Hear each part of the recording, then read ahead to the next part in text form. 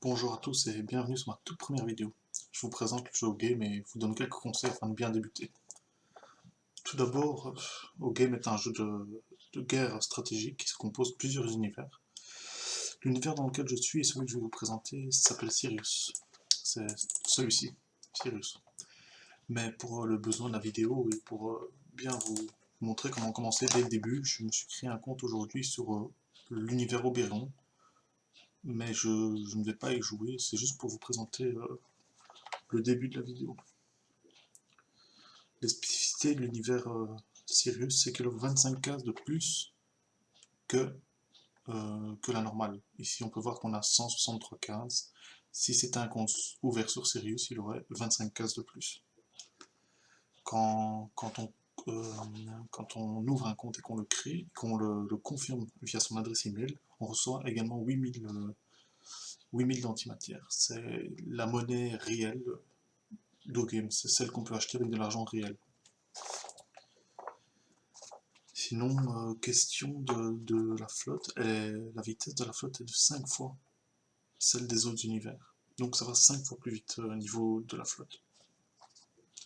L'univers, lui, est composé de, je vais vous le montrer directement, dans 11 galaxies, donc ça va de 1 ici à 11, comme on peut le voir ici, voilà.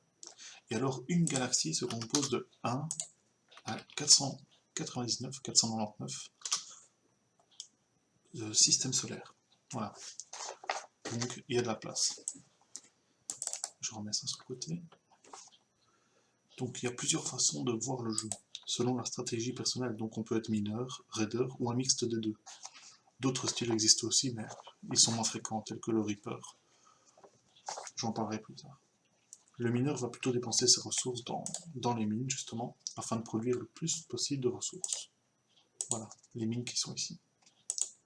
Le raider, lui, fera plutôt de la flotte, afin d'aller chercher les ressources chez les ennemis.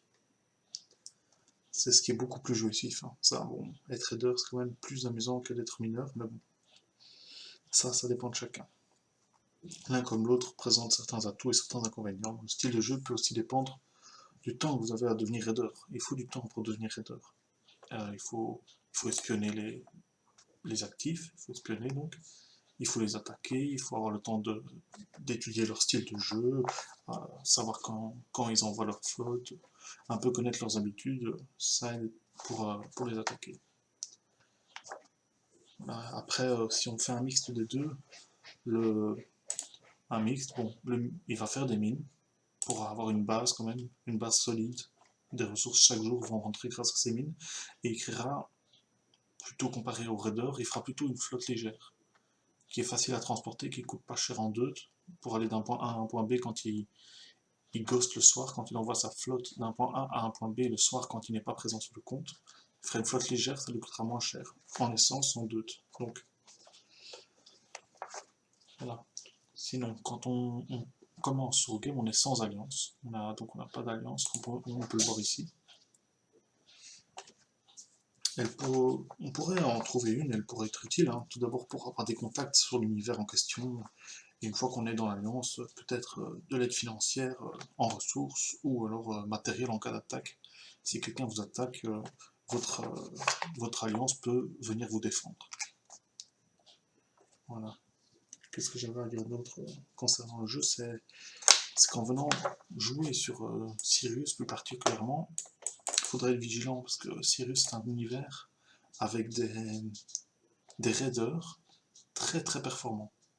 On va aller voir ici dans le classement, je vais vous parler certainement de deux raiders qui nous viennent à l'esprit.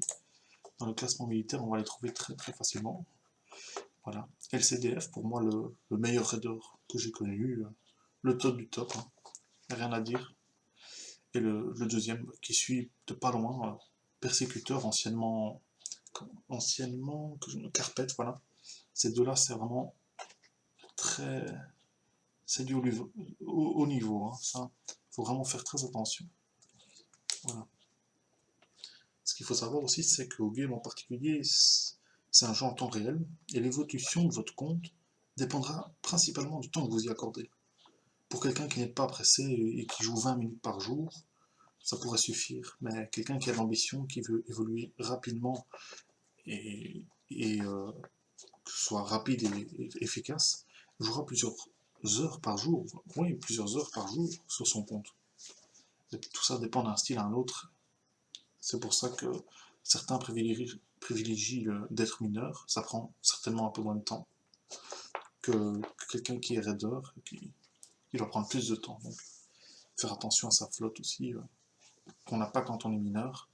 Enfin, quand on est raider, on doit faire attention à sa flotte, toujours, parce que si bon, on a une flotte et que quelqu'un vient la casser, on doit repartir de zéro. Et ça, c'est très décourageant. Alors s'inscrire sur un tel jeu, c'est beaucoup d'amusement. C'est des rencontres par-ci par-là, avec des alliances ou même comme ça. C'est du temps, de l'investissement, c'est du temps. Et on peut facilement devenir accro. Passer plusieurs heures par jour et par semaine à jouer. Voilà, donc ça c'est la présentation du jeu en lui-même. Alors, comment bien débuter? Pour commencer, qu'on soit mineur ou raider, il faut commencer par les mines, celles qui donnent les ressources nécessaires à la construction de tous les projets. Elles seront primordiales. Également l'énergie, donc ça c'est les mines, métal, cristal, deutre, et également l'énergie.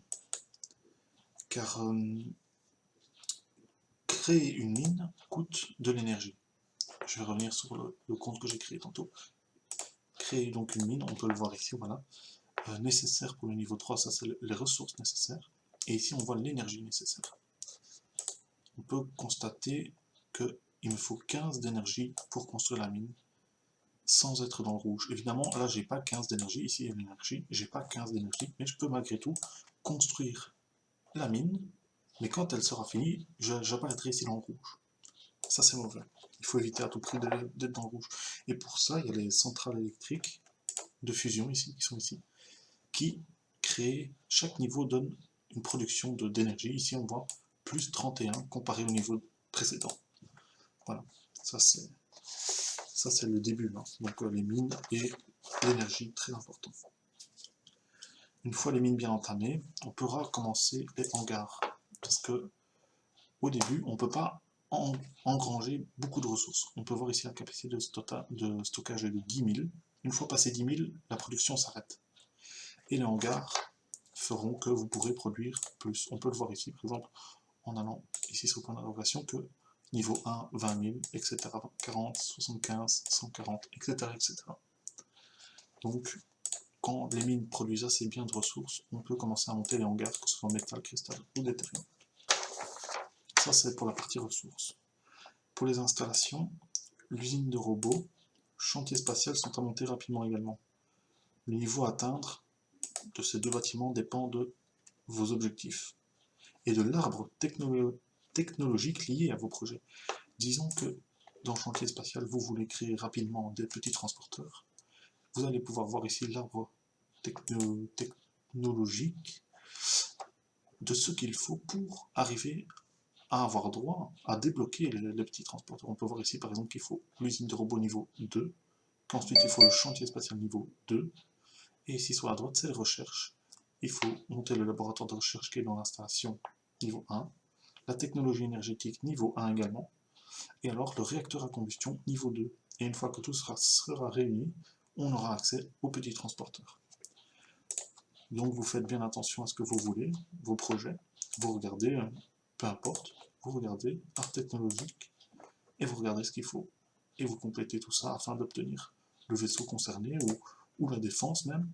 Voilà. On peut voir aussi que par exemple dans l'installation de nanite sur l'arbre, il y a aussi des choses à compléter pour y avoir accès. Les bâtiments qu'on peut avoir directement accès, c'est donc ici, ceux-ci, tous ceux-ci, dans les ressources, et dans l'installation, c'est celui-ci, celui-ci et celui-ci. Celui-ci arrive rapidement, hein, comme on peut voir, regardez ici, voilà.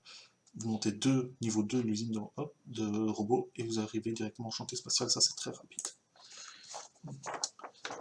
Personnellement, je viserais rapidement à créer l'usine de nanite niveau 1 ou 2, afin d'accélérer toutes les constructions de l'onglet ressources et installations.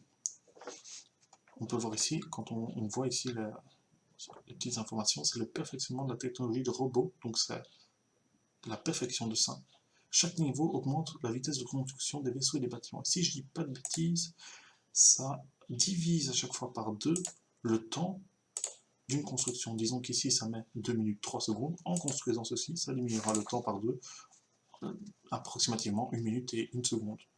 Voilà. Et à chaque fois c'est comme ça, mais sans compter que à chaque fois qu'on monte d'un niveau, par exemple le laboratoire de recherche, le niveau 1 sera construit plus vite que le niveau 2 et ainsi de suite. Donc voilà. Alors ça coûte assez cher, l'usine de nanite, mais ça vaut la peine. Faut pas se précipiter non plus, n'oubliez pas les mines avant tout. Qu'on soit mineur ou raideur, au début, on a besoin des mines pour avancer.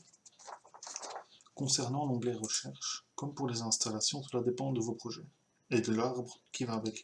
Le principal est de monter ce qu'il faut pour tout d'abord créer des petits transporteurs dans l'onglet chantier spatial. Le petit transporteur va vous aider à attaquer les inactifs afin de faire le plein de ressources rapidement. Attaquer l'inactif rapporte énormément de ressources, bien plus que les mines.